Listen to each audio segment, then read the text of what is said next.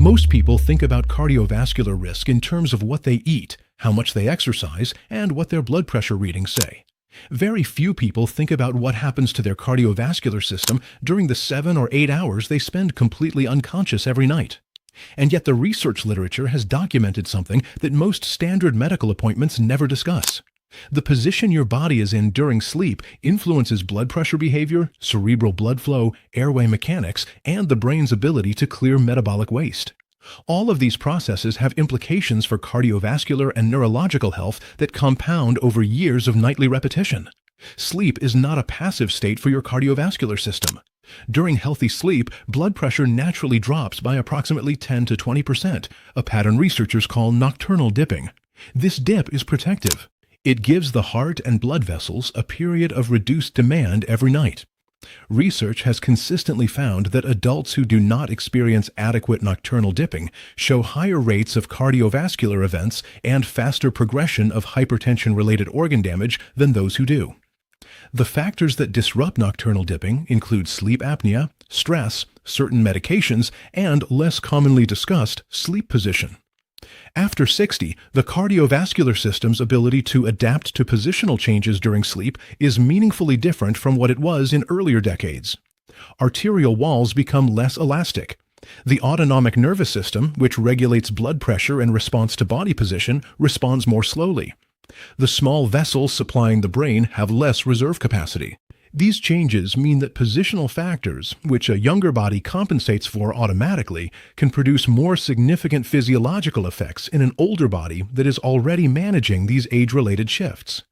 Before I go further, if this is the kind of evidence-based content that actually helps you understand what is happening in your body, subscribe to this channel. This is exactly what I make every week. Now, let us get into the specific positions and patterns the research has examined. The first position worth understanding is sleeping completely flat, with no head elevation. The intuitive appeal of sleeping completely flat is understandable. It appears to distribute body weight evenly and avoid pressure on any one area. What the research has documented, however, is that sleeping fully horizontal, particularly in adults over 60, affects the dynamics of intracranial pressure in ways that sleeping with modest head elevation does not. When you lie completely flat, cerebrospinal fluid, the fluid that cushions your brain and spinal cord, distributes differently than it does when your head is even slightly elevated. In older adults with any degree of impaired cerebrospinal fluid regulation, which is common and often undetected, sleeping flat can allow intracranial pressure to creep upward through the night. Research published in the Journal of Clinical Sleep Medicine found that even modest head elevation of approximately 15 degrees produced measurable improvements in nocturnal intracranial pressure dynamics and nighttime blood flow patterns in study participants. The practical implication is that sleeping with the upper body elevated by approximately 15 degrees, using either a wedge pillow or an adjustable bed base, provides gravity-assisted support for cerebrospinal fluid distribution and blood return from the lower body. This is not a dramatic intervention. It is a positional adjustment that costs nothing and requires no prescription. For adults who wake regularly with morning headaches, particularly headaches behind the eyes or at the base of the skull that improve as the day progresses, this is a specific and low-risk first adjustment worth discussing with their physician. The second position the research has examined is stomach sleeping, and the mechanism of concern is specific to the neck. Stomach sleeping forces the head into a sustained rotation to one side in order to allow breathing. Most stomach sleepers rotate their head to the same side every night, creating a pattern of sustained cervical rotation that may extend for 7 or 8 hours continuously. Running along both sides of the cervical spine are two vessels called the vertebral arteries. These arteries carry blood to the brainstem, cerebellum, and posterior brain regions, responsible for balance, breathing regulation, and coordination. Research has examined the relationship between cervical rotation and vertebral artery blood flow, with work published in the Journal of Manipulative and Physiological Therapeutics documenting that significant cervical rotation produces measurable reductions in vertebral artery blood flow velocity. The relevant question for sleep position is not whether a single night of stomach sleeping causes meaningful harm. A single night is unlikely to produce a detectable effect. The relevant question is what the cumulative effect of sustained cervical rotation for 7 to 8 hours per night, repeated across years or decades, means for the vertebral artery circulation and the brainstem structures it supplies. The research does not yet provide a definitive answer to that question, but the anatomical mechanism is well established and the precautionary reasoning is sound. Stomach sleeping also affects breathing mechanics in a way that is relevant after 60. With the rib cage pressed against the mattress, the diaphragm cannot fully descend during each breath. Tidal volume, the amount of air inhaled per breath, is reduced. Research in respiratory physiology has documented that sustained spinal flexion or compression reduces tidal volume. In a healthy 35-year-old, this reduction is compensated for without difficulty. In an adult over 60 with any degree of reduced respiratory reserve, this nightly reduction in oxygen intake per breath is worth taking seriously. The third pattern is sleeping with excessive pillow elevation under the head, which creates a different version of the same cervical concern.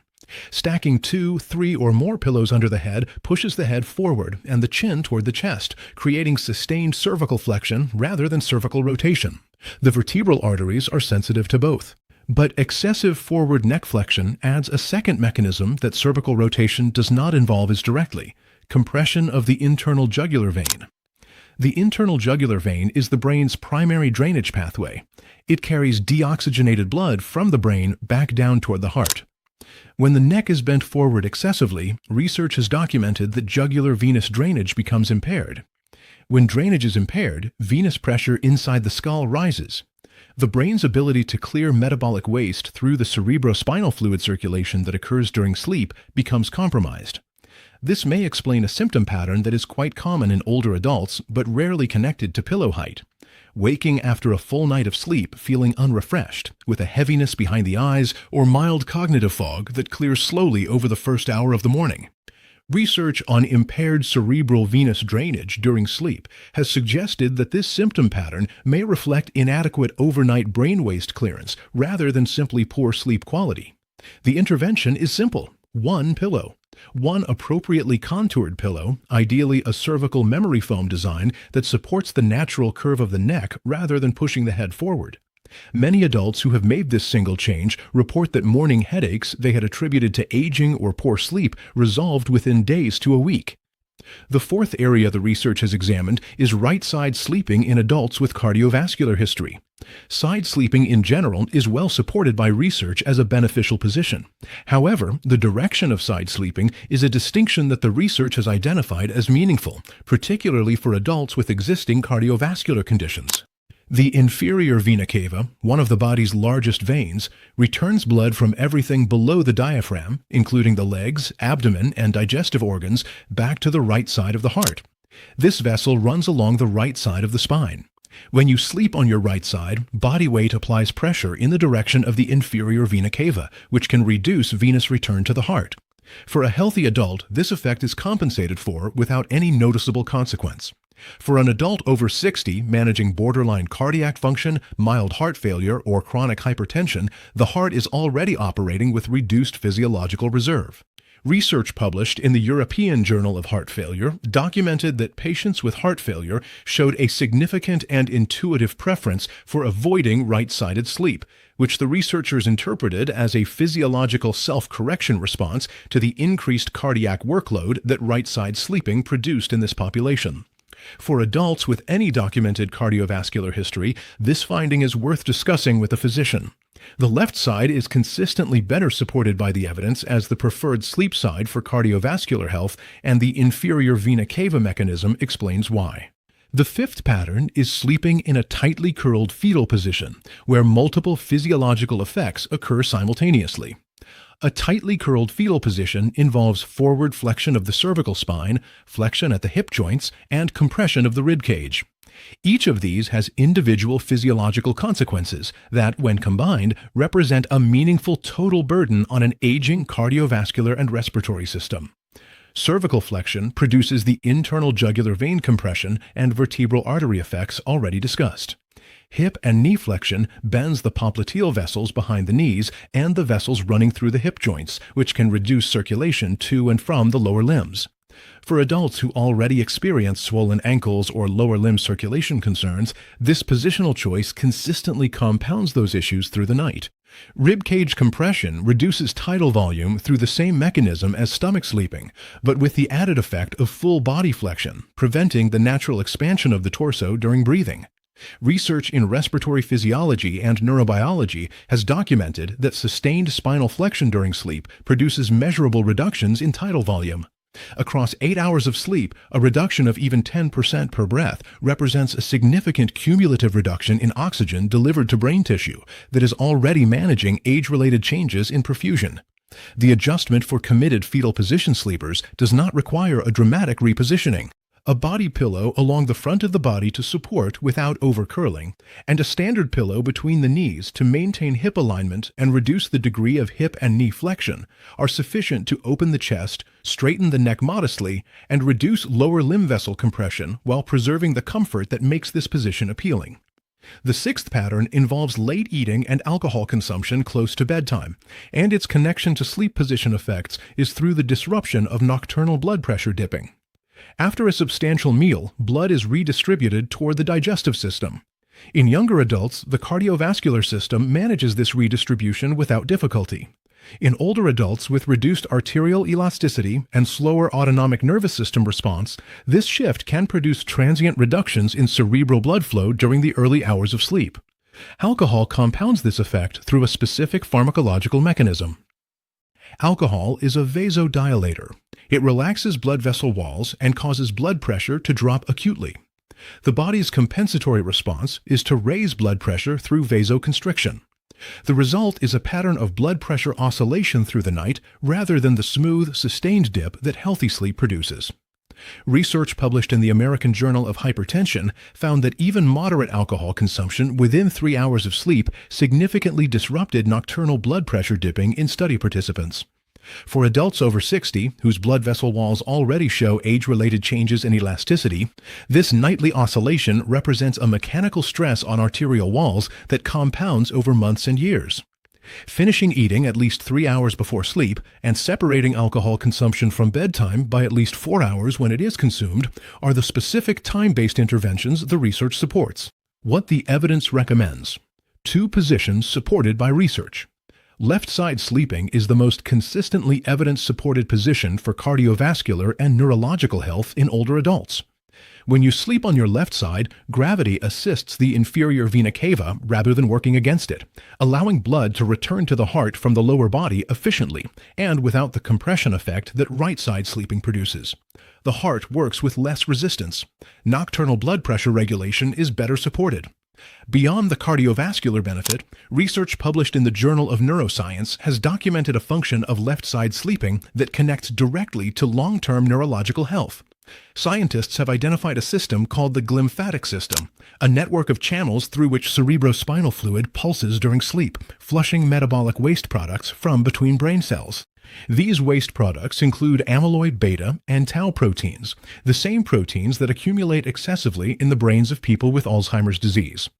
Research found that glymphatic clearance is most efficient during side sleeping, and that the geometry of cerebrospinal fluid drainage appears to favor left-side sleeping slightly over right due to the brain's natural asymmetry.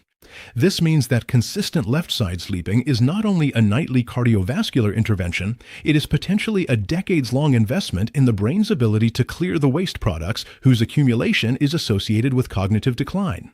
For adults who cannot tolerate left-side sleeping due to shoulder arthritis, rotator cuff issues, or other orthopedic factors, back sleeping with 15 to 30 degrees of upper body elevation represents a well-supported alternative. The elevation uses gravity to assist blood return from the lower body, reduces the intracranial pressure effects of fully flat sleeping, and maintains airway opening. Adding a small pillow under the knees to maintain the natural lumbar curve distributes body weight evenly across the support surface, reducing pressure on any single vessel, joint, or tissue structure. The practical summary of everything this research supports is straightforward. Most of it costs nothing and requires no medical equipment.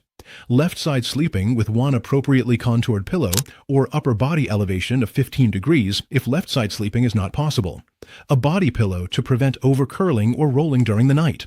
finishing eating 3 hours before sleep, and separating alcohol from bedtime by at least 4 hours when consumed.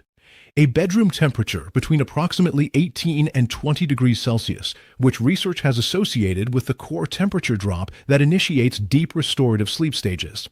None of these are dramatic interventions. They are adjustments to conditions your body is experiencing for 7 or 8 hours every single night. Compounded over months and years, the cumulative effect of consistently better sleep positioning on cardiovascular recovery, cerebral blood flow, and brain waste clearance is far from trivial. If you regularly wake with morning headaches, feel unrested after adequate sleep duration, have been told your blood pressure remains elevated even at night, or experience morning cognitive fog that clears slowly, any one of these symptoms is worth raising with your physician alongside this research. The conversation your appointment may never have had time for is worth having. This is educational content only and not medical advice. If you have existing cardiovascular conditions, sleep apnea, or any symptoms that concern you, please work with your physician to evaluate your specific situation. What I have offered here is the evidence context that makes the conversation more informed. If this was useful, subscribe to the channel and share it with someone over 60 who talks about waking up tired or having morning headaches. Leave a comment below telling me what position you currently sleep in. I will see you in the next one.